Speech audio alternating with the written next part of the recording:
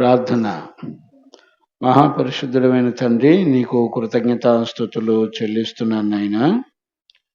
ఈ రాత్రి మీరు మాతో ఉండి మమ్మల్ని అందరినీ కూడా బలపరిచిన నీ ప్రేమను బట్టి స్తోత్రాలు. 1 తిమోతి పత్రిక 3వ అధ్యాయము 15-16 వచనాల్లో ఉన్న నీ సత్యము ద్వారా మీరు మమ్మల్ని అందరినీ మీరు దర్శించి మాతో మాట్లాడి నీ రాజ్యం కొరకై ఒక పరిశుద్ధ జనాంగాన్ని సిద్ధపరచునట్లుగా కృపనిచ్చినందుకు కృతజ్ఞతాస్తుతులు చెల్లిస్తూ, నీ నామ ఘనత కొరకై సమస్త కార్యాలు మీరు జరిగిస్తున్నందుకు స్తోత్రాలు చెల్లిస్తూ, పరిశుద్ధుడైన తండ్రి, నీ పిల్లలమైన మమ్మలందరినీ నీ వాక్కును ఆత్మను పంపి మమ్మల్ని అందరినీ మీరు దర్శించి నాయనా పరిశుద్ధులుగాను నీతిమంతులుగాను నీ రాజ్యం కొరకై మమ్మల్ని అందరినీ సిద్ధపరచునట్లుగా కృప చూపినందుకు కృతజ్ఞతాస్తుతులు చెల్లిస్తూ యేసు నామములో అడిగి పొంది ఉన్నాము తండ్రి, ఆమెన్. ప్రార్థన ఆలకించి అడిగినవన్నీ మన జీవితంలో జరిగించి విశ్వాసము ద్వారా జయమిచ్చిన యేసయ్యకు స్తోత్రము చేయదమో. స్తోత్రం స్తోత్రం స్తోత్రం స్తోత్రం. తండ్రి, కుమార, పరిశుద్ధాత్మ దేవునికి స్తోత్రము చేయదమో. స్తోత్రం స్తోత్రం స్తోత్రం స్తోత్రం స్తోత్రం. ఆమెన్. మంచిది నాన్న. మనందరం కూడా 1 తిమోతి పత్రిక 3వ అధ్యాయము 16వ వచనాన్ని ఈరోజు ధ్యానం చేసుకోవడానికి దేవుడు తన కృపనిచ్చాడు. ఇది ఈ 1 తిమోతి పత్రిక మనం గత లాస్ట్ సెక్షన్లో 14-15 వచనాలు ధ్యానం చేసుకుంటా వచ్చాము. ఇందులో దేవుని మందిరము అంటే ఏంటి, లేకపోతే జీవము గల దేవుని సంఘము అంటే అర్థం ఏంటి, ఈ విషయాలన్నీ కూడా గత లాస్ట్ సెక్షన్లో మనందరం కూడా ప్రభు దగ్గర నేర్చుకుంటూ వచ్చాం. ఈరోజు 16వ వచనం యొక్క ప్రాముఖ్యతను ఈరోజు దేవుని దగ్గర మనందరం నేర్చుకుందాము గాక. ఆమెన్. చదువుకుందాం నాన్న. 15-16 2 వచనాలు చదువునానా. 1 తిమోతి పత్రిక చదువునానా. 1 తిమోతి పత్రిక 3వ అధ్యాయము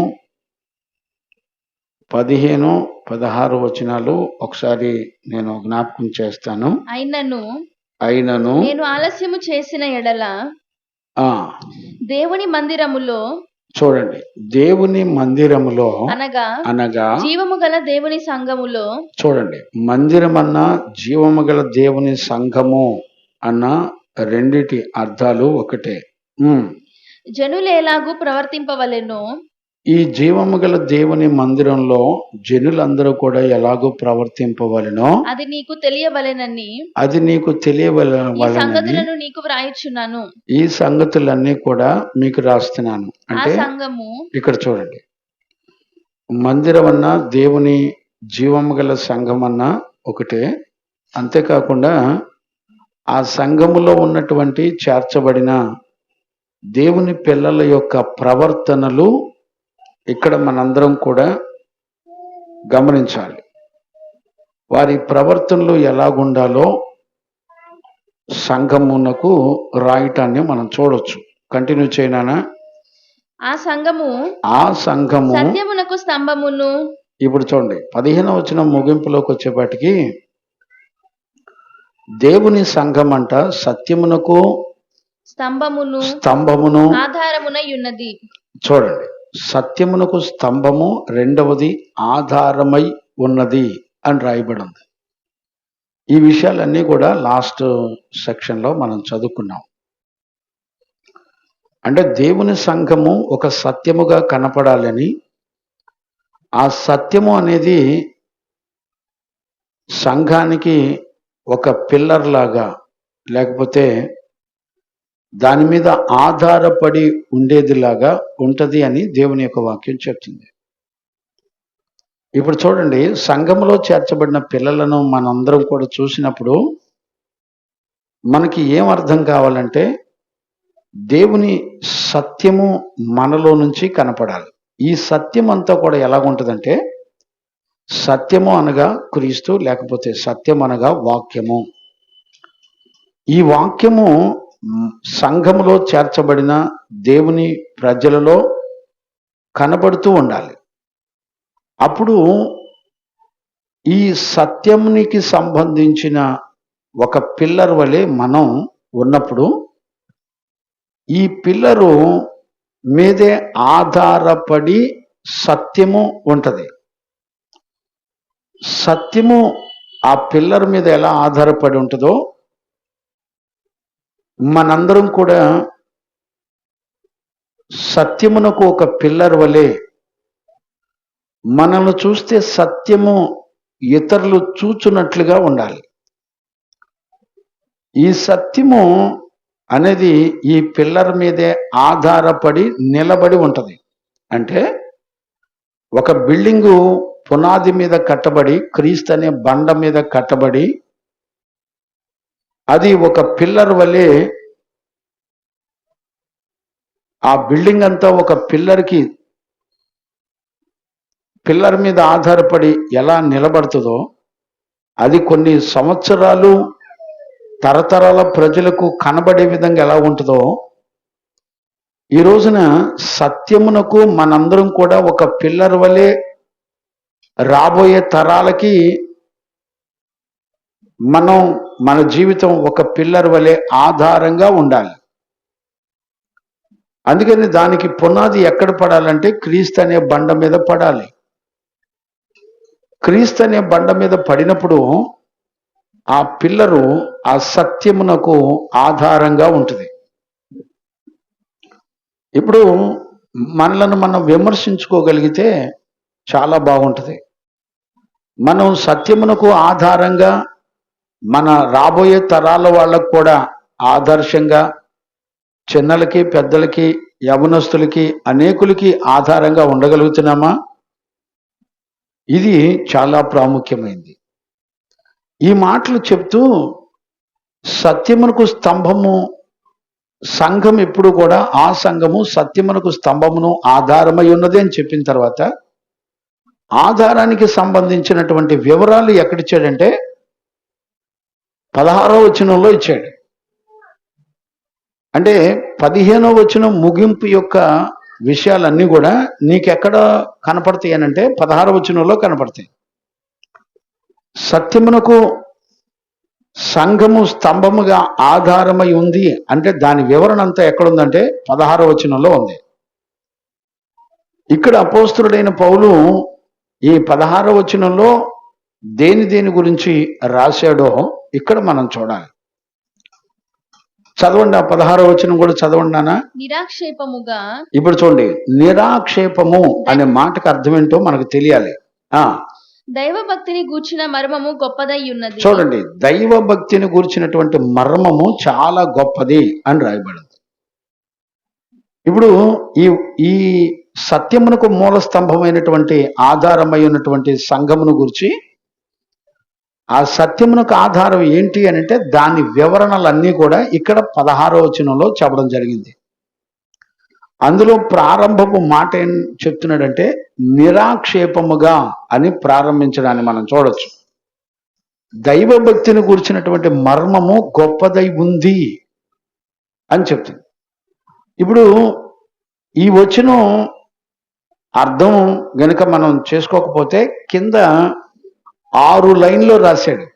ఇది ఒక పాటలాగా రాశాడు. ఇక్కడ అపోస్తలుడైన పౌలు ఒక పాట ఎలా రాస్తారో అలా రాశారు. 6 వచనాలు, 6 లైన్లు, 6 వచనాలు రాయబడింది.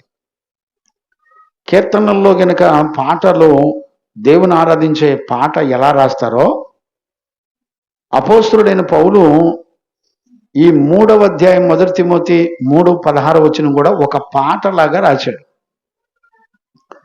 ఏమని రాశాడు చదవండి అన్న. ఆయన సశరీరుడిగా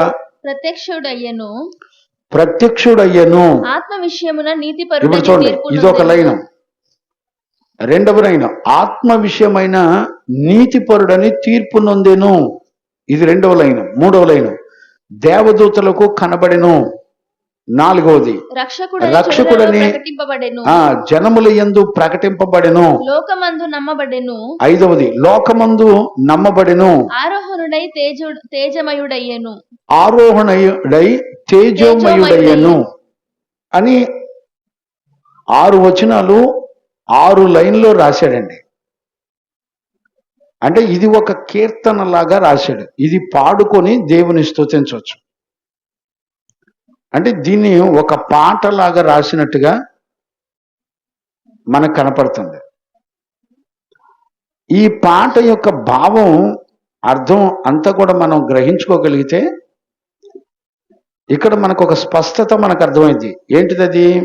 దేవుడు అనేవాడు ఎందుకు పుట్టాడు, ఎవరి కొరకు పుట్టాడు, ఆయన ఏం చేయడానికి వచ్చాడు, ఏం చేశాడు, ఆయన జన్మించినది మొదలుకొని మరలా పునరుద్ధానంలో ఆరోహణమై ఎత్తబడే వరకు ఆయన జీవితం యొక్క సంపూర్ణమైన సంగతులు మొత్తం 6 వచనాల్లో రాశాడండి.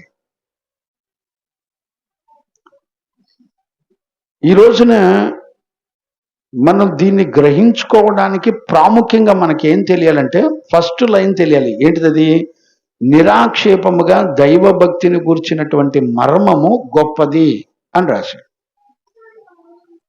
ఈ మాట అర్థమైతే గాని కింద లైన్లో ఉన్నటువంటి విషయాలన్నీ కూడా మనకి అర్థమవుతాయి.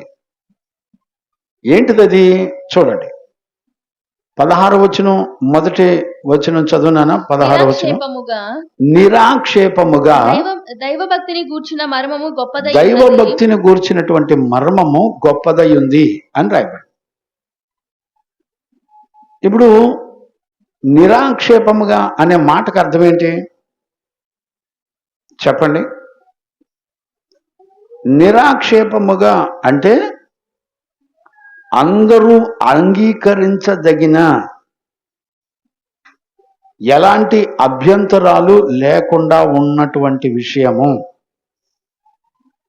ప్రతి మనుషుడు భూమండలం మీద అంగీకరించి తీరవలసినటువంటి విషయము. నిరాక్షేపముగా అంటే ఇంకా అభ్యంతరాలు ఏమి ఉండవు, లేవు. ఏ మనుషుడి దగ్గరికి వెళ్ళినా, చిన్నోడి దగ్గరికి వెళ్ళినా, పెద్దోడి దగ్గరికి వెళ్ళినా, వృద్ధుడి దగ్గరికి వెళ్ళినా, యవనస్తుడి దగ్గరికి వెళ్ళినా, ఏ రంగు ఉన్నవాడి దగ్గరికి వెళ్ళినా, తెల్లోడి దగ్గరికి వెళ్ళినా, నల్లోడి దగ్గరికి వెళ్ళినా, ప్రపంచంలో ఏ వ్యక్తి దగ్గరికి వెళ్ళినా ఆక్షేపణ అంటే అనుమానం కానీ లేకపోతే కుదరదండి అంటానికి కానీ వీలు లేనిది ఏదైనా ఉంది అని అంటే అది దైవ భక్తిని గూర్చిన సంగతులు మర్మమైనది. ఇది చాలా గొప్పది. ఇది నిరాక్షేపముగా ఉన్నటువంటిది అని దేవుని యొక్క వాక్యం చెప్తుంది. అందరూ అంగీకరించవలసింది, ఒప్పుకోవలసింది, ఎవ్వరు కూడా ఎదురు ప్రశ్నించటానికి వీలు లేనటువంటిది. మీరు మరలా గుర్తుపెట్టుకోండి. అంటే ఈ మాట వెనక ఆ పదం అర్థమైతే దాని కింద వచనాలు ఎంత విలువైనయో మన హృదయానికి అర్థం కావాలి. ఈ రోజుల్లో ఒక కాన్సంట్రేషన్ మాటకి ఉన్నటువంటి విలువ ఎంత విలువైంది అనేటువంటిది చాలా మందిలో తెలియదండి.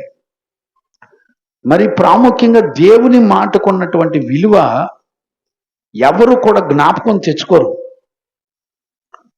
దేవుని మాట వలనే ఇంత పెద్ద ప్రపంచాలు కలిగినాయి.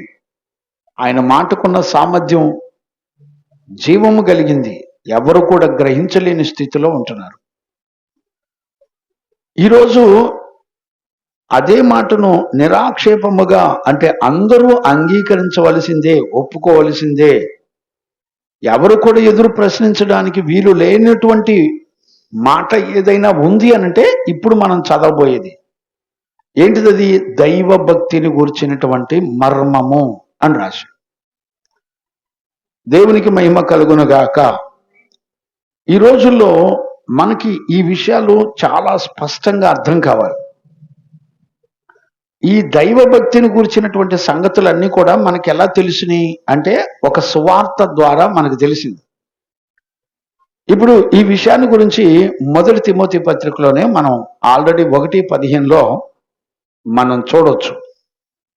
1 తిమోతి పత్రిక 1వ అధ్యాయము 15వ వచనం చదువునానా? పాపులను రక్షించుటకు ఇప్పుడు చూడండి, పాపులను రక్షించుటకు క్రీస్తు యేసు లోకమునకు వచ్చినను వాక్యము చూడండి, క్రీస్తు యేసు లోకములోకి వచ్చినటువంటి వాక్యము నమ్మదగినదియు పూర్ణాంగీకారమునకు పూర్ణమైన అంగీకారమునకు యోగ్యమైనది ఉన్నది. అట్టి వారిలో ప్రధానుడను. ఇప్పుడు చూడండి, అంగీకరించబడ్డానికి మొట్టమొదట అపోస్తలుడైన పౌలు అంటాడు, అలాంటి వాళ్ళలో ఈ సువార్త నాకు ప్రకటించబడినప్పుడు ఇది దేవుని గూర్చినటువంటి సువార్త, నేను ఖచ్చితంగా అంగీకరించాలి. అలా అంగీకరించిన వాళ్ళలో నేనే ఫస్ట్ అంటున్నాడు. అంటే ఒక దైవజనుడు సంఘానికి ఎలా ఉండాలంటే, ఈ నిరాక్షేపముగా అంగీకరించిన వారిలో మొట్టమొదట సేవకుడే ఉండాలి. ఆయన చెప్తున్నాడు, పాపులను రక్షించుటకు యేసుక్రీస్తు ఈ లోకంలోకి వచ్చినను వాక్యము అన్నిటికంటే నమ్మదగింది, పూర్ణ అంగీకారమునకు యోగ్యమైంది. ఎందుకు నమ్మదగింది అనంటే, భూమండలం మీద దేవుడు ఏ మాట అయితే మన కొరకు మాట్లాడాడో అది మర్మముగా ఉంచబడి, ఆ మర్మము తగిన కాలంలో ఆయన ద్వారా బయలుపరచబడినటువంటి సంగతులు అని అర్థం. ఇప్పుడు దేవుని సంకల్పంలో ఉన్నటువంటి ఆ మర్మమును దేవుడే తన ప్రజలతో మాట్లాడి దానిని నెరవేర్చినటువంటి సంఘటనలు. ఇది నమ్మదగినది, ప్రతి ఒక్కరూ పూర్ణంగా అంగీకరించదగినది అనేటువంటి విషయాన్ని మనం చూడొచ్చు ఇక్కడ. ఇది చాలా చాలా శ్రేష్టమైనటువంటి సంగతి. ఇందులో చూడండి, 2వ తిమోతిలో 2:11 కూడా ఒక మాట చదువునానా? ఈ మాట నమ్మదగినది. ఇప్పుడు చూడండి, మరలా చెప్తున్నాడు, ఈ మాట నమ్మదగినది ఏదనగా మనం ఆయనతో కూడా చనిపోయిన వారమైతే. ఇప్పుడు చూడండి, మనము ఆయనతో కూడా చనిపోయిన వారమైతే ఆయనతో కూడా బ్రతుకుదుము. ఇప్పుడు చూడండి, ఈ వాక్యము నమ్మదగిందంట. ఇప్పుడు చూడండి, నమ్మదగిన విషయాలన్నీ దేని మీద ఆధారపడి ఉన్నాయంటే, నీ జీవన మరణాలు మొత్తం దాని మీద ఆధారపడ్డాయి. ఎంతవరకు అర్థమవుతుందో నాకు తెలియదు.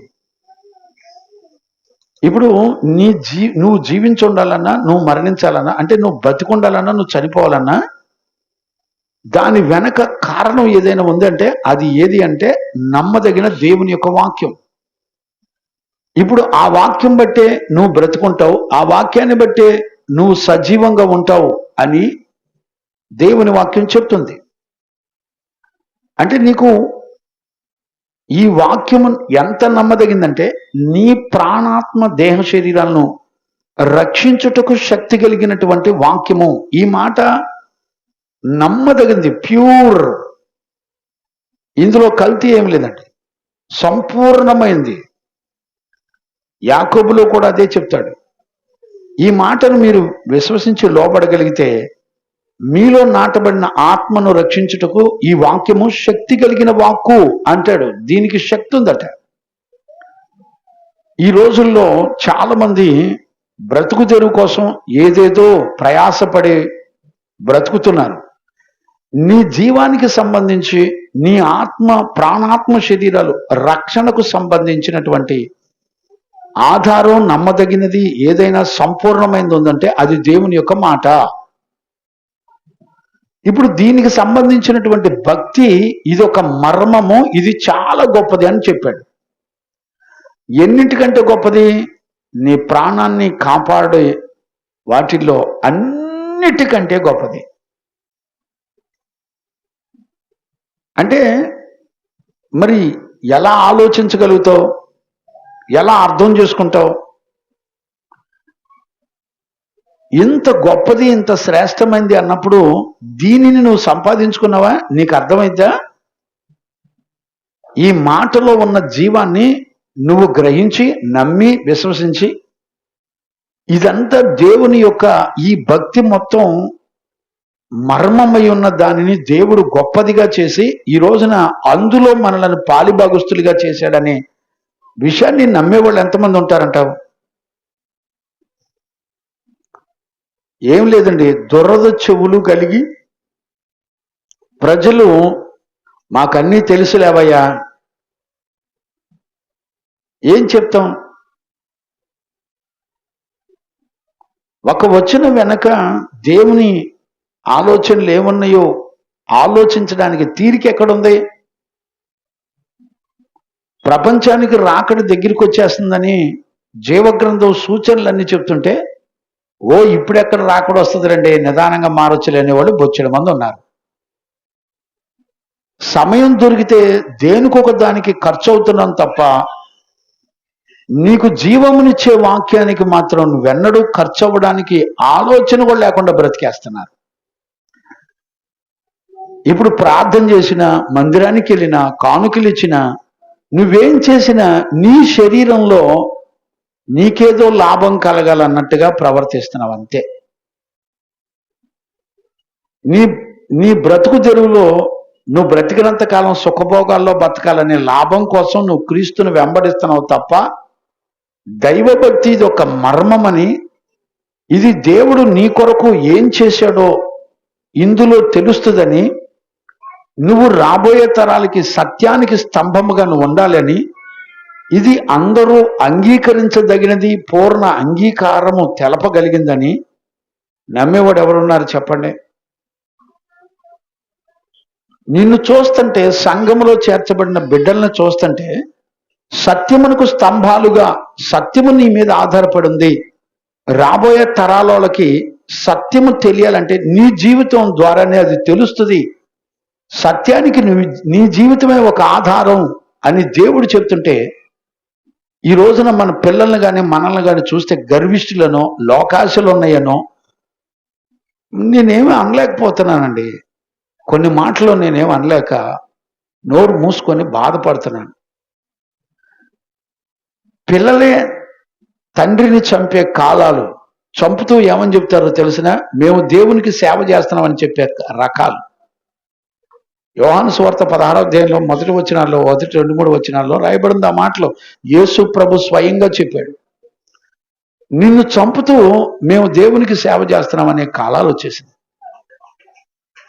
సత్యాన్ని బోధించే వాళ్ళని నమ్మేవాళ్ళు ఎవరు లేరండి. సత్యము చెప్పేవాడిని తనింటి సొంత ప్రజలు చంపేద్దామని చూసేటువంటి రకాలు. ఈ రోజుల్లో దేవుని సంగతులు గ్రహించే వాళ్ళు ఎవరు కూడా లేరు.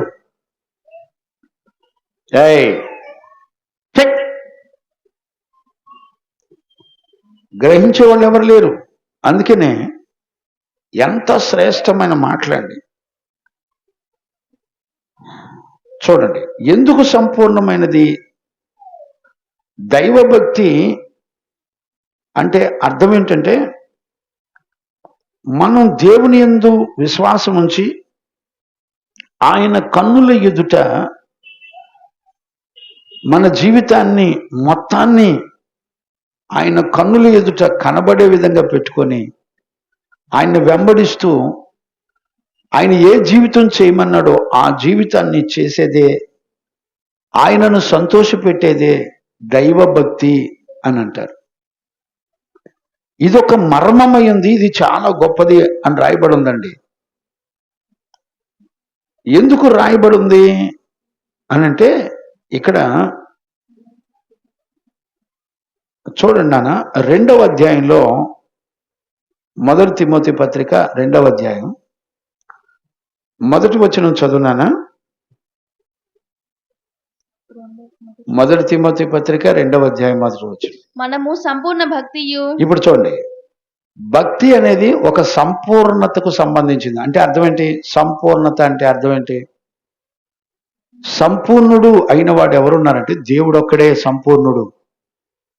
అంటే ఆయన ఎలాంటి భక్తిని గూర్చిన సంగతులు మనకు బోధించాడో వాటన్నిటినీ సంపూర్ణంగా అంగీకరించి తీరాలి. ఇప్పుడు జాగ్రత్తగా అర్థం చేసుకోండి, భక్తికి ఎప్పుడు కూడా సంపూర్ణత ఉంది అనే సంగతి గుర్తుపెట్టుకోవాలి. ఒక సంపూర్ణమైన భక్తిని నువ్వు చెయ్యాలి భూమండలం మీద.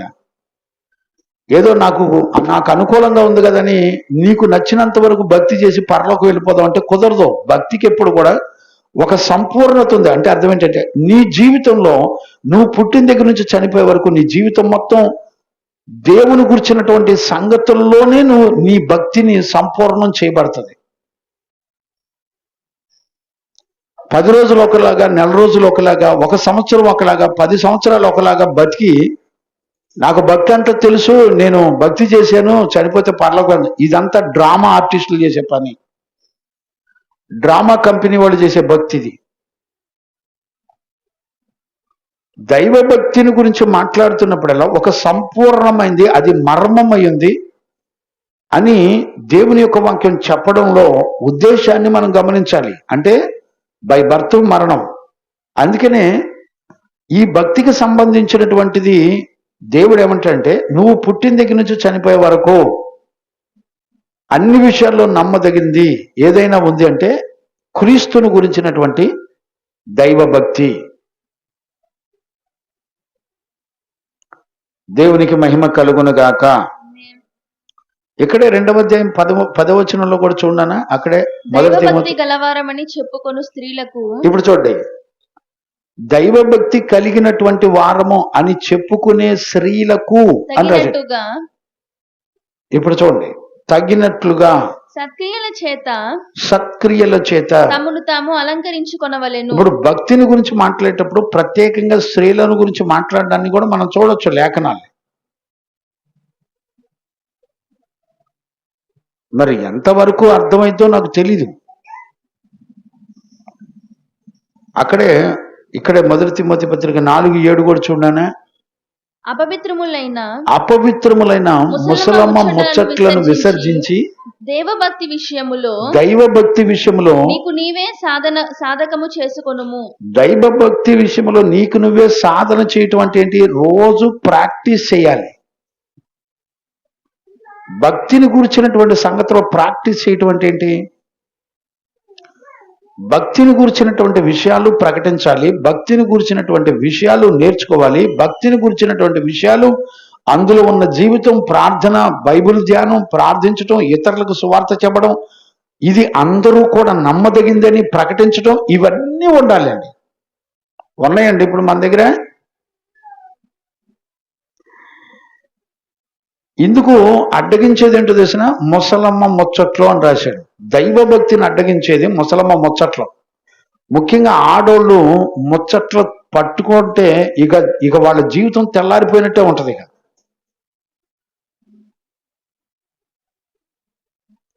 సమయం దొరికితే దైవ భక్తికి తగినటువంటి స్త్రీలకు తగినటువంటి జీవితం చేద్దామనేటువంటి ఆలోచన ఈ రోజులు ఎవరికి ఉండదండి. 24 గంటలు వాళ్ళ మీద ఫంక్షన్లకి, బజార్లకి తిరగమనంటే ఊపిరి ఆడకుండా తిరుగుతారు. డే అండ్ నైట్ తెల్లవారులు తిరుగుతారు. వినే శబ్దాలకి ఎంత విలువ ఉందో, ఆ జీవితం మనలో కనపడకపోతే మన బ్రతుకులు ఏమైపోతాయో, ఇది ఎంత నమ్మదగిందో, ఎంత శ్రేష్టమైందో ఆలోచించేవాళ్ళు లేడు, నిర్ణయం తీసుకునేవాడు లేరు. అసలు దైవభక్తికి సంబంధించినటువంటి ఆలోచనలు ఇది గొప్పది, మర్మమై ఉంది. మర్మము అనంటే ఏంటి? నీకు దేవుడు ఎప్పుడు దాన్ని బయలుపరచాలో అప్పుడు దాన్ని బయలుపరిచినటువంటి విషయాలే మర్మము. ఇప్పుడు క్రీస్తు నీ కొరకు ఎప్పుడు వచ్చాడో ఆ విషయాన్ని నీ కనులారా చూడగలిగినటువంటి విషయాల్ని దేవుడు అనుమతించి నీ ముందరకు తీసుకొచ్చి తెలియ చెప్పటం అనేదే మర్మము. ఆలోచించారండి?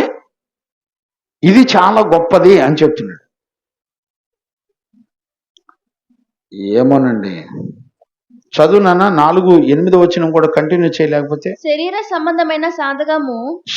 సంబంధమైన సాధకము కొంచెం మట్టుకే ప్రయోజనకరమగును గాని దైవభక్తి ఇప్పటి జీవము విషయములో. ఇప్పుడు గమనిస్తున్నారా? అర్థమైందంటారా? దైవభక్తి ఇప్పుడు జీవ విషయంలోను రాబోవు జీవ విషయంలోను వాగ్దానముతో కూడినదైనందున. ఇప్పుడు చూడండి, దేవుడే నీకు మాటిచ్చి వాగ్దానంతో కూడినదైనందున అది అన్ని విషయములలో ప్రయోజనకరమవు. అన్ని విషయాలలో నీకు ప్రయోజనకరమైంది. ఎన్ని సంవత్సరాలు పట్టిద్దండి? మనం అర్థం చేసుకోవడానికి ఎన్ని సంవత్సరాలు పట్టిద్ది? ఇప్పుడు శరీర సంబంధమైన సాధకం అంటే ఏంటి? నువ్వు ఎక్సర్సైజ్ చేస్తావు అనుకో, రోజు వంటలు చేస్తావు, రోజు బట్టలు ఉతుకుతావు, రోజు ఇల్లు శుభ్రం చేస్తావు. ఈ శరీర సంబంధమైన సాధకం నీకు కొంత మట్టుకే ప్రయోజనకరమై ఉంటుంది. రోజు ఎక్సర్సైజ్ చేస్తావు, జాగింగ్ చేస్తావు, కొద్ది మట్టుకే. దైవభక్తి అయితే అలాంటిది కాదు. ఎలాంటిదో తెలిసినా, ఎప్పటికీ ఈ భూమండలం మీద నువ్వు బతికినంత వరకు, అలాగే నువ్వు చనిపోయిన తర్వాత పరలోకంలో యుగ యుగాలు దేవునితో కూడా ఉండే వరకు కూడా ఇది నీకు శ్రేష్టమైనది, మేలు చేసేది, ప్రయోజనకరమైంది, అన్నిటికంటే ప్రయోజనకరమైంది ఈ భక్తి. నీకు ఉద్యోగం ఉన్నా లేకపోయినా, నీకు కలిగిన వస్తువులు ఉన్నా లేకపోయినా, ఇల్లు ఉన్నా లేకపోయినా. బేదలాజరం చూసారా? ఇల్లు లేదు, వాకిల్ లేదు, రోడ్డు మీదే చలికి ఎండకి అన్నిటికీ శరీరం అంతా కుళ్ళిపోయి బతికాడు. ఇప్పుడు ఆయనకి లాభకరమైంది ఏంటి? అన్నిటికంటే లాభకరమైంది ఏంటి? దైవభక్తిని చేశాడు. అతను చనిపోయినప్పుడు దేవదూతలు వచ్చి తీసుకెళ్ళిపోయినాయి. అతనికి ఇల్లు లేదు, వాకిల్ లేదు, తల్లిదండ్రులు లేరు, బంధుమిత్రులు లేరు, ఎవరూ లేరు. కానీ అతను బ్రతికిన జీవితంలో ఏం కలిగి ఉన్నాడంటే, దైవభక్తి ఒక శ్రేష్టమైంది, ప్రయోజనకరమైంది, అది మర్మమైంది, అది గొప్పది, నిరాక్షేపము కలిగింది, ఎవరు కూడా అభ్యంతరపడడానికి వీల్లేనటువంటిది, అతి శ్రేష్టమైంది దైవభక్తి. అది క్రీస్తుని గురించినటువంటి సంగతులు. అది యేసు క్రీస్తుని గురించినటువంటి సువార్త ద్వారా అది నీ దగ్గరికి తీసుకొచ్చాడు. అది భూమి మీద నువ్వు బ్రతుకున్నప్పటికీ, చనిపోయినప్పటికీ, పరలోకంలో ఉన్నప్పటికీ, ఈ భూ ప్రపంచంలో నువ్వు భూమి ఆకాశాల మధ్యలో నువ్వు ఎక్కడ ఉన్నా కూడా నీకు అది ప్రయోజనకరమైంది దైవభక్తి. ఇలాంటి భక్తిని చిన్నప్పటి నుంచే నీ బిడ్డలకు నేర్పుతున్నావారండి. వాడి భక్తి ఉన్నా లేకపోయినా కాలేజీలో ఫస్ట్ క్లాస్లో పాస్ అయితే చాలు. అర్థమవుతుందండి?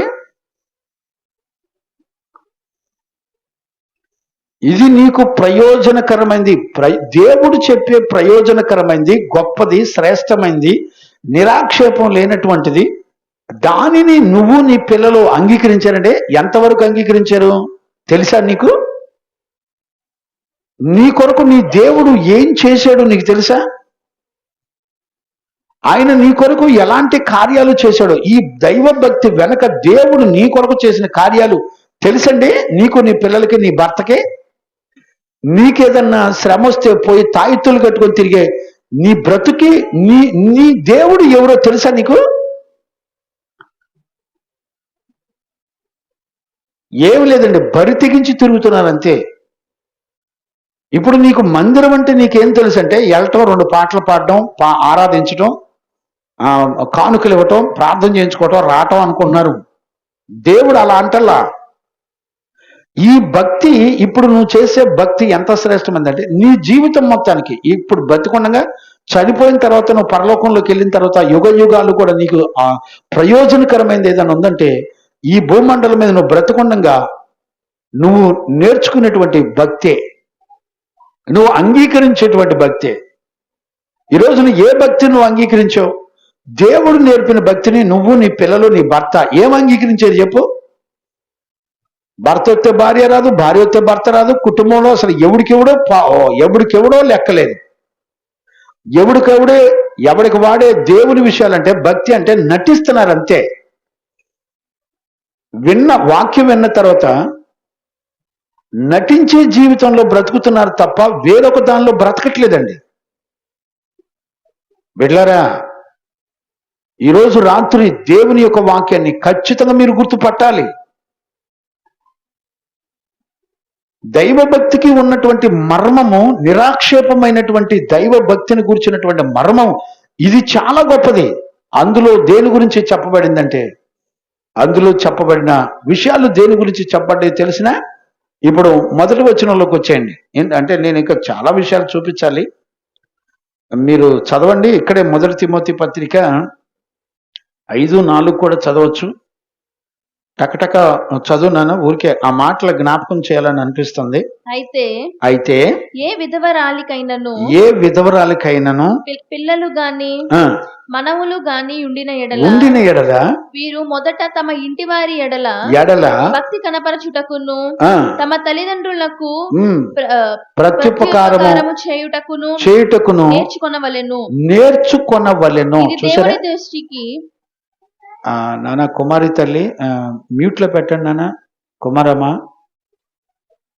కుమారమ్మ మీట్లో పెట్టండి నాన్న. ఓకే తల్లి, రైట్. దేవునికి మహిమ కలుగును గాక. Praise the Lord. ఇప్పుడు చూడండి, ఏ విధురాలు పిల్లలు గాని మనోళ్ళు గాని ఎవరైనా ఉండిన అది మొదట తన ఇంటి వారి ఎడల భక్తిని కనపరచుట. నేనేమంటే ఇంటి వారి ఎడల భక్తిని కనపరచడం అంటే ఏంటి? ఇంట్లో వాళ్ళకి ఏ వ్యక్తి అయినా సరే, అంటే పెద్దోళ్ళు కానీ వృద్ధులు కానీ లేకపోతే ఇంట్లో తల్లిదండ్రులు కానీ వాళ్ళ పిల్లల ఎదురుగా ఏం కనపరచాలంట? భక్తిని చూపించాలంట. ఈ భక్తిలో నువ్వేం చూపించాలి? నీ దేవుడు నీ కొరకు ఏం చేశాడో, నీ జీవితంలో నీ దేవుని పాత్ర ఏంటో, ఆయన కోరుకున్న భక్తిని నువ్వు నీ ఇంట్లో నీ పిల్లలకు చూపించాలి. ఉన్నారండి తల్లిదండ్రులు పెద్దోళ్ళు ఉన్నారండి, వాళ్ళ పిల్లలకి భక్తిని చూపించే జీవితం ఉందండి. ఇవాళ తల్లిదండ్రులు బరి తెగించి సినిమాలు ప్రోగ్రాములు, చుట్టాలు, ఎచ్చులు, ఏమోలండి ఎవరిని ఏం అనలేకపోతున్నాం. తల్లి ఒక భక్తి, తండ్రి ఒక భక్తి, పిల్లలకు భక్తి. ఎలాంటి కుటుంబాలు ఉన్నాయండి చూడండి. నువ్వు సత్యవాక్యాన్ని ప్రకటిస్తున్న పరిశుద్ధుల దగ్గరికి కుటుంబ సమేతంగా ఎందుకు రావు? నీవు రావటానికి నీకెందుకు ఆలోచన ఉండట్లే? దేవుడు ఒక కూటం పెట్టి నీతో మాట్లాడుతున్నాడు అన్నప్పుడు నువ్వెందుకు రావు? నువ్వెందుకు సిద్ధపడవు? ఈరోజు నీకు దైవభక్తిలో ఉన్నటువంటి సంగతుల కన్నా నీకెక్కువ ఏంటంటే ఫంక్షన్లు, ఊర్లు మానేయటం నీ ఇష్టం.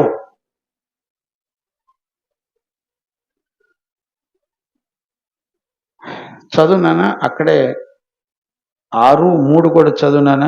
1 తిమోతి పత్రిక 6వ అధ్యాయం 3వ వచనం. ఎవడైనను ప్రభువైన యేసుక్రీస్తు యొక్క హితవాక్యములను దైవభక్తికి అనుగుణ్యమైన, చూడండి, క్రీస్తుని గురించినటువంటి హితవాక్యములను, అక్కడ బి అని పుట్టినోట్లో ఏమనుంది?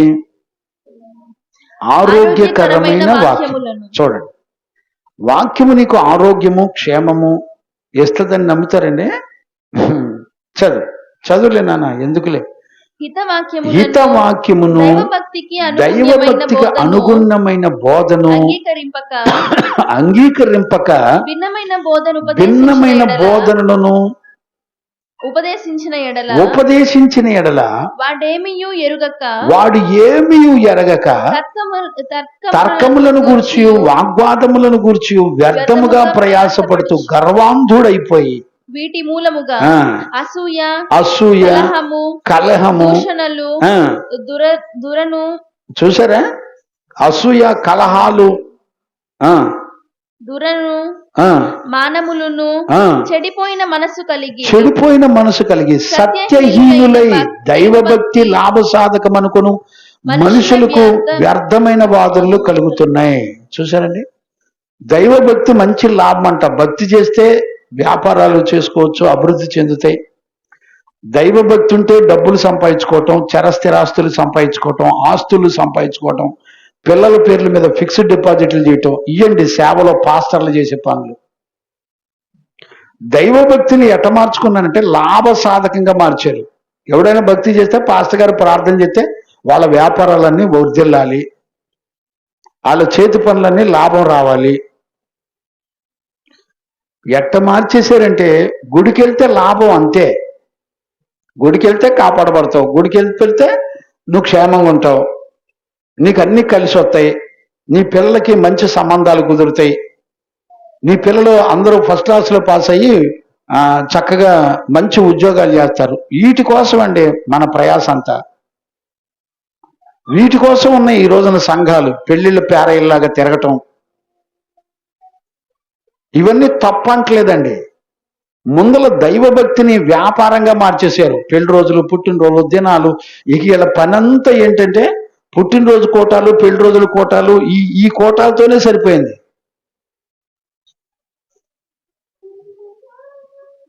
దినాలు, సంవత్సరికాలు, పండగలు, ఆచారాలు ఎంత ఇష్టం అంటే అంత ఇష్టం. ఎంత దారుణాలు జరుగుతున్నాయి అంటే, అందుకనే వాక్యం ఏం చెప్తుందంటే, భిన్నమైన బోధను ఉపదేశించిన ఎడల, చూసారా, భిన్నమైన బోధనలు చెప్తున్నారంట. దైవభక్తి చేసే పద్ధతులు భిన్నమైన, యేసుక్రీస్తు చెప్పని పద్ధతులు, అపోస్తులు చెప్పని పద్ధతులు నేర్పుతున్నారంట. భిన్నమైన బోధనలు చేస్తున్నారంట. మరి ఎక్కడ నేర్చుకుని వచ్చారు? నువ్వు చేసే సంఘంలో నువ్వు చేసే పనులు, పద్ధతులు అపోస్తులు ఎక్కడ నేర్పారా? చూపించండి. దైవభక్తిలో ఇలాంటి పద్ధతులు ఎక్కడైనా నేర్పారా? ఉద్యోగం చేసుకునేవాడు నీకు వాక్యం చెప్పే పాస్టరా? బైబిల్ ఎక్కడైనా చూపించు నాకు. ఆడోళ్ళు సంఘానికి కాపర్లా? బైబిల్ ఎక్కడైనా చూపించు నాకు. పెన్షన్లు తీసుకొని రిటైర్డ్ అయిపోయిన తర్వాత వాడు ఉద్యోగం చేస్తాడా? వాడు సేవ చేస్తాడా? బైబిల్ ఎక్కడైనా ఉందని చూపించు. ఎక్కడ నేర్చుకుని వచ్చారు ఈ దుర్బోధకులు? వీళ్ళకు అనుకూలమైన బోధకుల్ని ఏర్పరచుకొని ప్రజలను సంతోషపెట్టే భక్తి చేస్తున్నారు అంతే. పరిశుద్ధ లేఖనాన్ని చూసేవాళ్ళు ఎవరు లేరండి. వాక్యములో ఉన్న సత్యము చెబితే ఇక ఏమి లేదండి. అలాంటోడు ఎప్పుడు చస్తారా అని చూసే రకం బయలుదేరే. చదవండి. అక్కడే 5-6 వచనాలు కూడా కంటిన్యూ చేయనా? ఇప్పుడు ఎక్కడ దాకా చదివావు? 6వ వచనం కూడా చదివేసావా? రైట్. దేవునికి మహిమ కలుగును గాక. Praise the Lord. ఇక్కడ 6:11 కూడా చూడొచ్చు. దైవజనుడా నీవైతే వీటిని విసర్జించి, ఇప్పుడు చూడండి, దైవజనుడా నీవైతే వీటిని విసర్జించి, నీతిని, ఇప్పుడు చూడండి, నీతిని, భక్తిని, విశ్వాసమును, ప్రేమను, ఓర్పును, సాత్వికమును సంపాదించుకొనుటకు ప్రయాసపడు. ఇప్పుడు చూడండి, దైవజనుడు దేని కొరకు కష్టపడాలంట? దైవజనుడు ఎప్పుడు కూడా నీవైతే పైన చెప్పిన వాటిని అన్నిటిని విసర్జించి నీతిని, భక్తిని, విశ్వాసమును, ప్రేమను, ఓర్పును, సాత్వికాన్ని సంపాదించుకోవడానికి కష్టపడాలంటండి. దైవజనుడు ఎప్పుడు చూసినా దేవుని నీతిని గురించిన సంగతులు వింటూ, భక్తి చేస్తూ, విశ్వాసాన్ని, ప్రేమను, ఓర్పును, సాత్వికాన్ని సంపాదించుకోవడానికి కష్టపడాలి. ఇవాళ దైవజనులు దేని కొరకు కష్టపడుతున్నారు చెప్పండి? పిల్లలకు ఆస్తులను సంపాదిస్తున్నారు. పిల్లలకు దైవభక్తి కాదు, ఎంటెక్లు, బీటెక్లు చదివించి ఉద్యోగస్తుల్ని చేస్తున్నారు, పాస్టర్ల పిల్లల్ని. మళ్ళీ వీళ్ళంతా ఏమని చెప్తారు వచ్చినా, మేము అపోస్తులం అంటారు. కంచెంచర్లో ఒక దైవజనుడు ఉన్నాడులేండి. ఈ ఫోటోలకి, పెళ్లిళ్ళకి, వ్యాపారాలకి మంచి దైవజనుడు. ఆయన ఏమని పేరు పెట్టుకుని వచ్చినా అపోస్తులుడు అని పెట్టుకున్నాడండి. పేరు చెప్పడానికి ఇష్టపడక నేను మింగుతున్నా, ఏమనలేక. అపోస్తులుడు అనే మాటకి అర్థం కానీ, ఆ పదానికి ఉన్న విలువ కానీ గ్రహించేవాళ్ళు కూడా లేరు, చూసేవాళ్ళు లేరు. దేవునికి మహిమ కలుగునుగాక. అపోస్తులుడైన పౌలు ఏమంటాడు చూడండి. ఎఫెసీ పత్రిక 3వ అధ్యాయం 11వ వచనం చదువునానా? దేవుడు మన ప్రభువైన క్రీస్తు యేసునందు చేసిన నిత్య సంకల్పము చొప్పున. ఇప్పుడు చూడండి, దేవుడంట క్రీస్తునందు నిత్య సంకల్పము చేశాడంట. సంకల్పము చొప్పున పరలోకములో ప్రధానులకును, అధికారులకును సంఘము ద్వారా తన యొక్క నానా విధమైన జ్ఞానము, తన యొక్క నానా విధములైన జ్ఞానము తెలియబడవలెనని ఉద్దేశించి శోధింప సఖ్యము కాని క్రీస్తు ఐశ్వర్యమును అన్యజనులలో ప్రకటించుటకును సమస్తమును సృష్టించిన దేవుని యందు పూర్వకాలము నుండి మరుగయ్యున్న ఆ మర్మమును చూడండి. పూర్వకాలము నుండి మరుగయ్యున్న ఆ మర్మమును గూర్చిన ఏర్పాటు ఎట్టిదో, చూడండి, ఆ మర్మమును గూర్చినటువంటి ఏర్పాటు ఎట్టిదో అందరికిని తేటపరచబడుటకును పరిశుద్ధులందరిలో అత్యల్పుడనైన నాకు ఈ కృప అనుగ్రహించెను. దేవునికి మహిమ కలుగును గాక. ఇప్పుడు మర్మం అంటే ఏంటి? దేవుడు దాచిపెట్టిన దాన్ని దేవుడే చెప్పి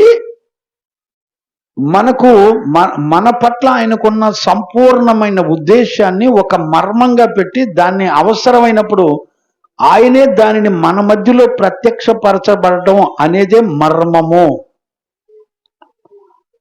గమనించారా? ఇది అందరికీ తెలియాలి, అందరూ అంగీకరించగలిగిందంట.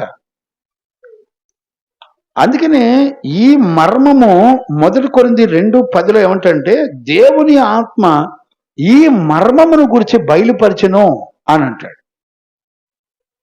గమనించారండి? దేవునికి మహిమ కలుగునుగాక. Praise the Lord. హల్లెలూయా. చూడండి, 2వ తిమోతి పత్రికలో కూడా 1వ అధ్యాయం 9-10 వచనాలు చదువునానా? మన క్రియలను బట్టి కాక. ఇప్పుడు చూడండి, ఇక్కడ మనం మొదటి వచనాన్ని చదువునన్నా నీకు 3:16 ఆయన సశరీరుడుగా, 1 తిమోతి పత్రిక 3:16 మొదటి లైన్ చదువునానా?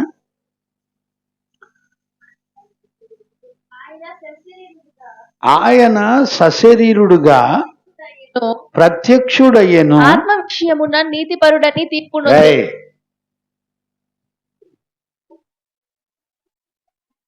తీన్నానా?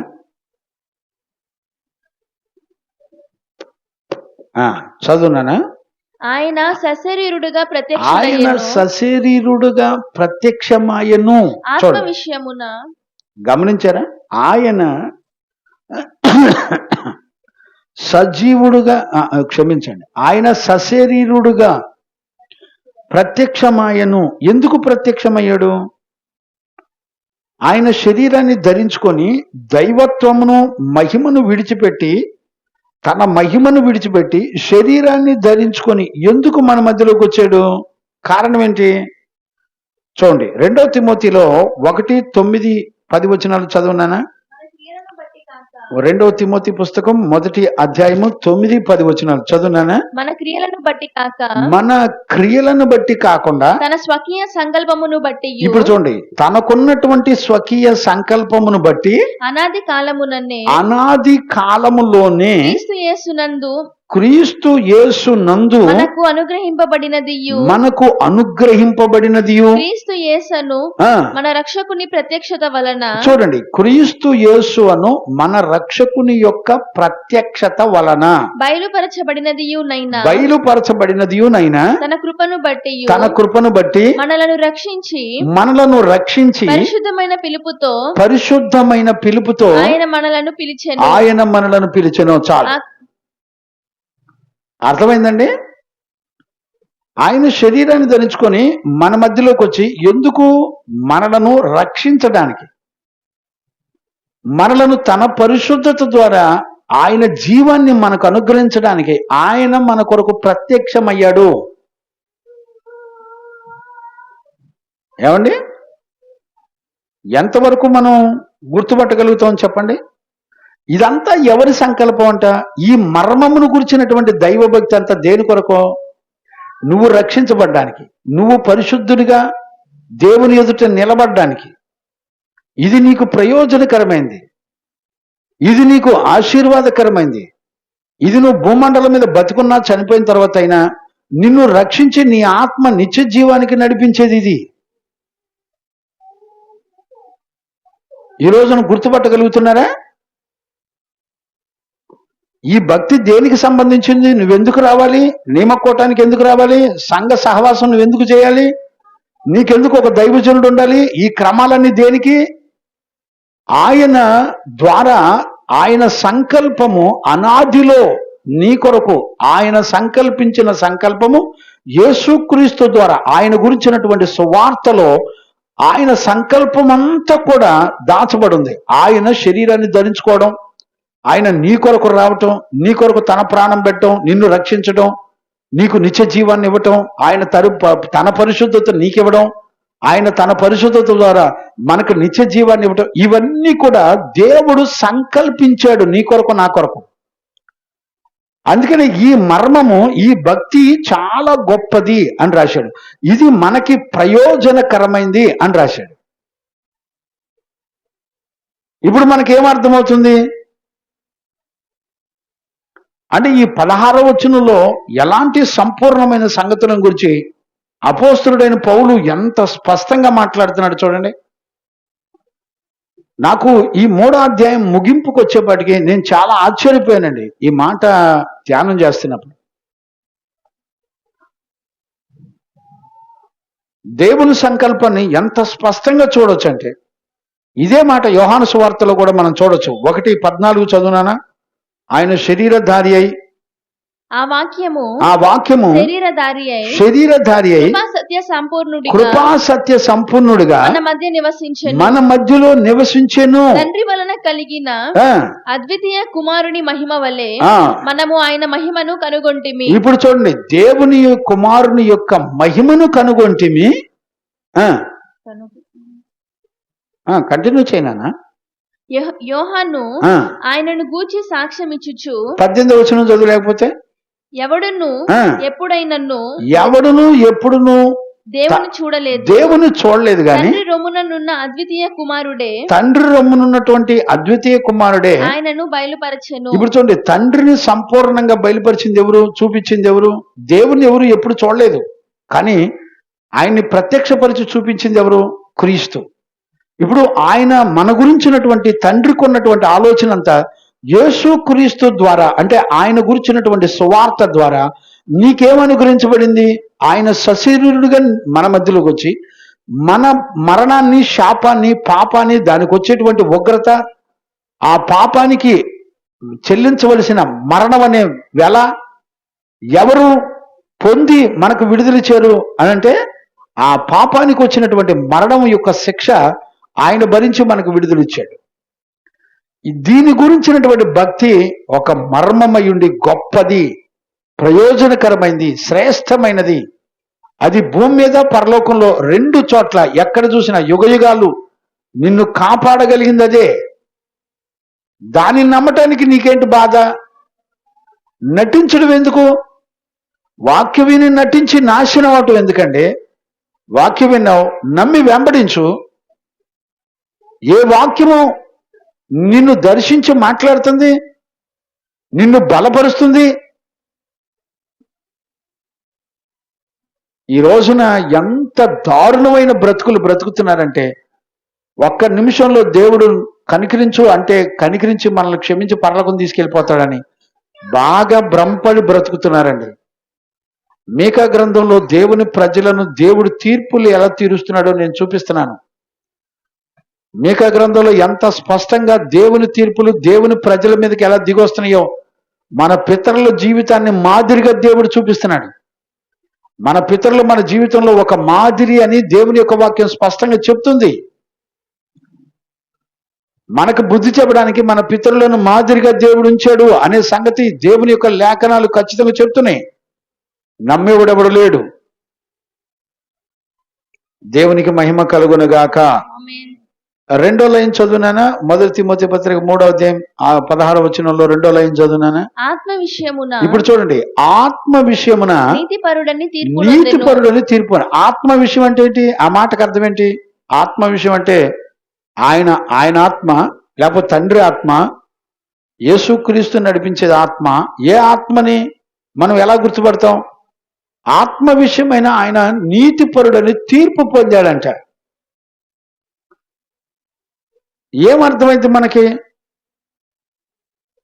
దేవునికి మహిమ కలుగునగాక. Praise the Lord. హల్లెలూయా. మీరు చదవండి హెబ్రీ పత్రిక 9వ అధ్యాయం 14వ వచనం చదవండి నాన్న. హెబ్రీ పత్రిక 9వ అధ్యాయం 14వ వచనం. తన్ను తాను దేవునికి నిర్దోషునిగా అర్పించుకొనిన నిత్యుడగు ఆత్మ ద్వారా తన్ను తాను దేవునికి నిర్దోషిగా అప్పగించుకొనిన క్రీస్తు యొక్క రక్తము నిర్జీవ క్రియలను విడిచిపెట్టి జీవము గల దేవుని సేవించుటకు మనస్సాక్షిని ఎంతో ఎక్కువగా శుద్ధి చేయును. దేవునికి మహిమ కలుగును గాక. ఇప్పుడు నిత్యుడగు ఆత్మ ద్వారా తను తను ఏం చేసుకున్నాడంట? నీతిమంతుడు తీర్పు పొందాడంటండి.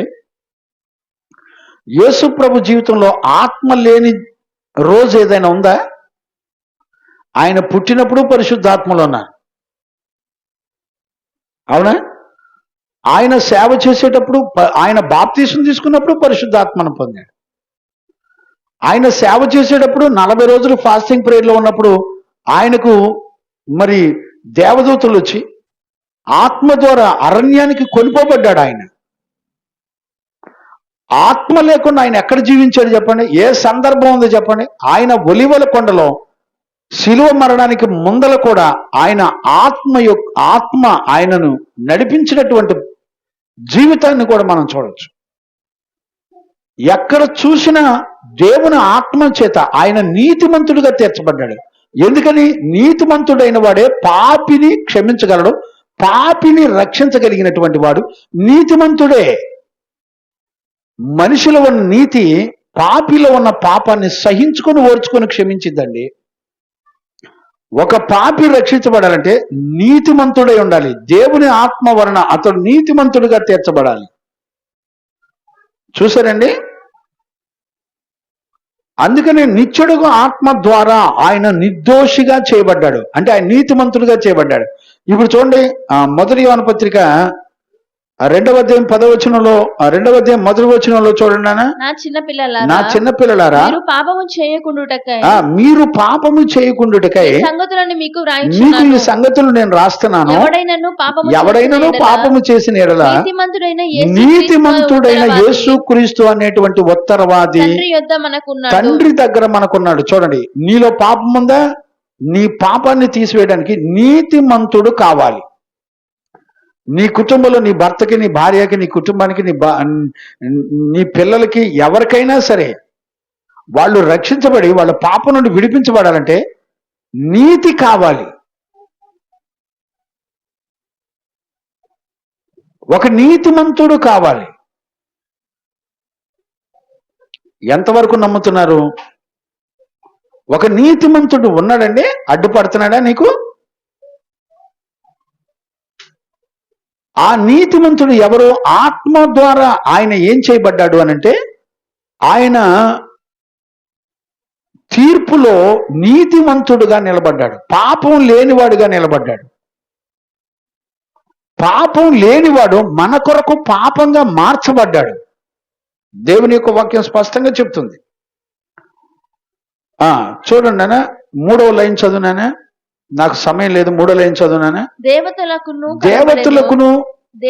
కనబడేను. ఇప్పుడు చూడండి, దేవతలకు ఆయన ఎక్కడ కనపరుచుకోలేదు. ఇప్పుడు చూడండి, దేవతలు ఎక్కడ? వాళ్ళు పరలోకానికి సంబంధించిన వాళ్ళు. ఇప్పుడు దేవదూతలకు ఆయన కనబడెను. చూడండి, ఆయన పునరుద్ధానుడై లేచిన తర్వాత, మరణాన్ని జయించిన తర్వాత ఏమయ్యాడు? ఇటు పరలోకంలో ఉన్న దేవదూతలకి తను ప్రత్యక్షపరుచుకున్నాడు, ఇటు భూమండలం మీద ఉన్నటువంటి ప్రజలకి తను ప్రత్యక్షపరుచుకున్నాడు. దేవదూతలు కూడా ఆయన గురించి సాక్ష్యం ఇస్తాను. నేను సమయం లేదు కనుక కొంచెం ముందుకు వెళ్తున్నాను. చదువునానా, ఒక మాటను కూడా నేను చదివిస్తాను. రోమా పత్రికలో కూడా అపోస్తలుడైన పౌలు చెప్తాడు. చూడండి, 1వ అధ్యాయము 2వ వచనం నుంచి 4 దాకా చదువునానా. 7 వచనాల వరకు ఉంటుంది అనుకుంటాను. యేసుక్రీస్తు దాసుడును దాసుడును అపోస్తలుడుగా నుండుటకు పిలువబడిన వాడును దేవుని సువార్త నిమిత్తము దేవుని సువార్త నిమిత్తము ప్రత్యేకింపబడిన వాడినై ఉన్నాను. పౌలు రోమాలో ఉన్న దేవుని ప్రియులందరికీ అనగా పరిశుద్ధులుగా ఉండుటకు పిలువబడిన వారందరికీ శుభమని చెప్పి వ్రాయున్నది. మన తండ్రి అయిన దేవుని నుండి ప్రభువైన యేసుక్రీస్తు నుండి కృపా సమాధానములు మీకు కలుగుగాక. దేవుడు తన కుమారుడును మన ప్రభువునైన యేసుక్రీస్తు విషయమైన ఆ సువార్తను పరిశుద్ధ లేఖనముల యందు తన ప్రవక్తల ద్వారా ముందు వాగ్దానము చేసెను. యేసుక్రీస్తు శరీరమును బట్టి దావీదు ఆయన దావీదు సంతానమునకును మృతులలో నుండి పునరుద్ధానుడైనందున పరిశుద్ధమైన ఆత్మను బట్టి, చూసారా, మృతులలో నుండి పునరుద్ధానుడైనందున పరిశుద్ధమైన ఆత్మను బట్టి దేవుని కుమారుడుగాను. ఇప్పుడు చూడండి, పరిశుద్ధమైన ఆత్మను బట్టి, పరిశుద్ధాత్మను బట్టి ఆయన దేవుని కుమారుడుగాను. అర్థమవుతుందండి? ప్రభావముతో నిరూపింపబడ్డాడు భూమి మీద, పరలోకంలోను, అన్నిటిలోను. దేవునికి మహిమ కలుగును గాక. Praise the Lord. తర్వాత వచ్చిన చూడనా, ఈయన నామము నిమిత్తము, ఇక్కడికి వెళ్ళు 3:16లోకి వెళ్ళి, దేవదూతలకు కనబడెను, రక్షకుడని జనముల యందు ప్రకటింపబడెను. గుర్తుపెట్టారా? ఆయన రక్షకుడని జనులందరిలో కూడా ప్రకటించబడ్డాడు. ప్రజలందరూ కూడా ఏమని చెప్తున్నారు? యేసుక్రీస్తు ఎవరు అంటే ఆయన పాపుల రక్షకుడు. ప్రజలందరిలో రుజువు చేయబడ్డాడు, దేవదూతల మధ్య రుజువు చేయబడ్డాడు, పరిశుద్ధమైన ఆత్మ ద్వారా ఆయన నీతిమంతుడుగా తీర్పు పొందాడు, రుజువు చేయబడ్డాడు. ఆయన దేవుడై ఉండి సశరీరుడుగా శరీరాన్ని ధరించుకుని ఎందుకు వచ్చాడో మన మధ్యలో రుజువు చేయబడుతున్నాడు. గమనించారండి? ఇంకా 5వ లైన్లో ఏమనుంది? లోకమందు నమ్మబడిన, ప్రపంచంలో లోకం అంతటిలో నమ్మదగిన వాడు, పాపుల రక్షకుడు ఎవరైనా ఉన్నారంటే ఆయన యేసుక్రీస్తు అని చెప్పబడింది. దేవునికి మహిమ కలుగును గాక. Praise the Lord. గమనించారండి? అందుకనే 2వ తెస్సలోని పత్రికలో 1:10 కూడా చదువునానా? 2వ తెస్సలోని పత్రిక 1వ అధ్యాయము 10వ వచనం చదువునానా? ఆ దినమున తన పరిశుద్ధుల యందు మహిమపరచబడుటకును, ఆ దినమున పరిశుద్ధుల ఎదుట మహిమపరచబడుటకు విశ్వసించిన వారికి అందరి యందు ప్రశంసింపబడుటకును ప్రభు వచ్చినప్పుడు అట్టివారు ఆయన సముఖము నుండి ఆయన ప్రభావమందలి మహిమ నుండి పారతోలబడి నిత్య నాశనమను దండన పొందుదురు. దేవునికి మహిమ కలుగును గాక. ఆమేన్. నమ్మని ప్రతి ఒక్కరి విషయంలో నిత్య దండన అనేది ఉంది అనే సంగతి మనం చూడొచ్చు. అందుకనే నమ్మిన వాళ్ళందరికీ కూడా ఈయన రక్షకుడుగా ప్రకటించబడ్డాడట. చూడండి, చివరిది ఆరోహణుడై తేజోమయుడయ్యను అంటే పునరుద్ధానుడై ఆయన లేపబడి వెళ్ళెను. చూడండి, 6 వచనాల్లో ఇదొక పాటలాగా రాశాడండి అపోస్తలుడైన పౌలు. దీని ఒక సాంగ్ లాగా రాశాడు. దేవునికి మహిమ కలుగునుగాక. కాబట్టి ఈరోజు రాత్రి మనందరం గమనించవలసినటువంటి అతి శ్రేష్టమైన సంగతులండి. ఈ దైవభక్తి యేసుక్రీస్తు పరలోకంలో భూలోకంలో ఎలా రుజువు చేయబడ్డాడో మనం కూడా ఈ దైవభక్తి ద్వారా, మర్మమై ఉన్నటువంటి దైవభక్తి ద్వారా, నిరాక్షేపమైనటువంటి దైవభక్తి ద్వారా ఇది మనకి ప్రయోజనకరమైనదిగా మార్చబడి ఇది పరలోకంలోనూ భూమి మీదను అన్ని పరిస్థితుల్లోనూ మనలను యోగ్యులుగా చేసి దేవుని ఎదుట యుగయుగాలు నిలబెట్టేది ఏదైనా ఉంది అంటే ఇది దైవభక్తి. ఇది చాలా గొప్పది అని దేవుని యొక్క వాక్యం చెప్పబడుతుంది. ఈ రోజున మనకి ఎంతవరకు అర్థమవుద్ది చెప్పండి?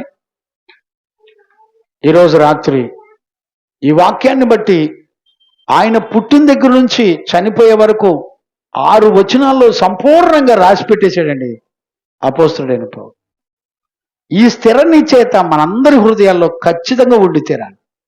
అలాంటి కృప యేసయ్య మనందరికి అనుగ్రహించి నడిపించును గాక. ఆమేన్. ప్రార్థన చేసుకుందాం. స్తోత్రం స్తోత్రం స్తోత్రం స్తోత్రం స్తోత్రం. మహాపరిశుద్ధుడైన మా తండ్రి, ఈ సాయంకాల వేళలో 1 తిమోతి పత్రిక 3వ అధ్యాయం సంపూర్ణంగా ముగించడానికి నాయనా 16 వచనాలు దేవా మీరు మాతో మాట్లాడి ముగించడానికి కృప చూపించారు. నెక్స్ట్ క్లాస్లో మేము 4వ అధ్యాయంలోకి వెళ్ళబోతున్నాం ప్రభా. 4వ అధ్యాయంలో కూడా 16 వచనాలు ఉన్నాయి. వాటన్నిటి ద్వారా మీరు అతి శ్రేష్టమైన సంగతులు మీరు మాతో మాట్లాడుతున్నందుకు స్తోత్రాలు.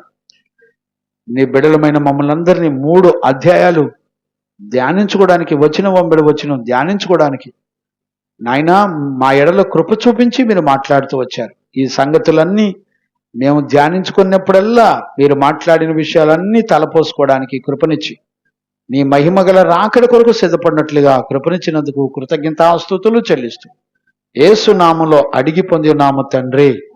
ఆమేన్. ప్రార్థన ఆలకించి అడిగినవన్నీ పొందుకునే భాగ్యమిచ్చి దైవ భక్తికి కలిగిన మర్మమును సంపూర్ణంగా గ్రహించినట్లుగా కృపనిచ్చిన యేసయ్యకు స్తోత్రము చేయదమో. స్తోత్రం స్తోత్రం స్తోత్రం స్తోత్రం స్తోత్రం. తండ్రి కుమార పరిశుద్ధాత్మ దేవునికి స్తోత్రము చేయదమో. స్తోత్రం స్తోత్రం స్తోత్రం స్తోత్రం స్తోత్రం. ఆమేన్. మన తండ్రి అయిన దేవుని నుండి, మన ప్రభు అయిన యేసు క్రీస్తు నుండి, పరిశుద్ధాత్మని యొక్క అన్యోన్య సహవాసము, సన్నిధి, సమాధానము విశ్వసించిన బిడ్డలకును సకల పరిశుద్ధులకును యేసయ్య కృపా సమాధానము మనందరికీ తోడైండి నడిపించును గాక. ఆమేన్. హల్లెలూయా హల్లెలూయా హల్లెలూయా. అందరికీ వందనాలు. Praise lord.